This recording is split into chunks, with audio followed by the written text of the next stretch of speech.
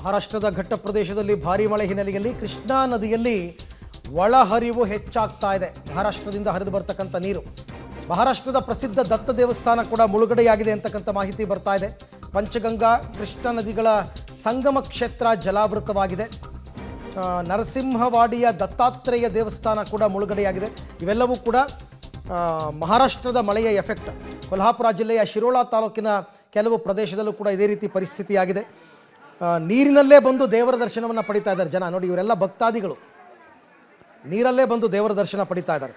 ಪ್ರತಿನಿತ್ಯ ಸಾವಿರಾರು ಜನ ಭಕ್ತಾದಿಗಳು ಇಲ್ಲಿಗೆ ಬರ್ತಾರೆ. ಯಾಕೆಂದರೆ ಇದು ಕರ್ನಾಟಕ ಮಹಾರಾಷ್ಟ್ರ ಗಡಿಯಾಗಿರೋದ್ರಿಂದ ಕರ್ನಾಟಕದ ಭಕ್ತಾದಿಗಳು ಮಹಾರಾಷ್ಟ್ರ ಕಡೆಯಿಂದಲೂ ಕೂಡ ಜನ ಬರ್ತಾರೆ.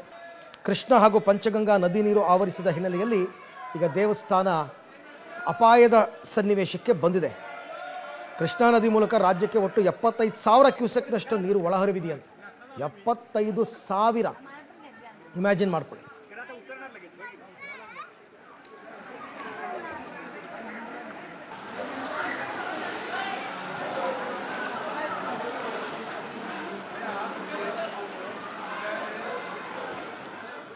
ಮಹಾರಾಷ್ಟ್ರ ಕರ್ನಾಟಕ ಬಾರ್ಡ್ರು ಇದು. ಹಾಗೆ ನೋಡೋಕ್ಕೆ ಹೋದರೆ ಮಹಾರಾಷ್ಟ್ರದ ಕೊಲ್ಹಾಪುರ ಜಿಲ್ಲೆ ಶಿರೋಳಾ ತಾಲೂಕಿನ ನರಸಿಂಹವಾಡಿ ಅಂತಂದ್ಬಿಟ್ಟು ಅಲ್ಲಿರ್ತಕ್ಕಂಥ ದತ್ತ ಮಂದಿರ, ಪ್ರತಿನಿತ್ಯ ಸಾವಿರಾರು ಭಕ್ತರು ಬರ್ತಕ್ಕಂಥ ಸ್ಥಳ ನೀರಿನಿಂದ ಆವೃತವಾಗಿದೆ. ಕೃಷ್ಣಾ ನದಿ ನೀರು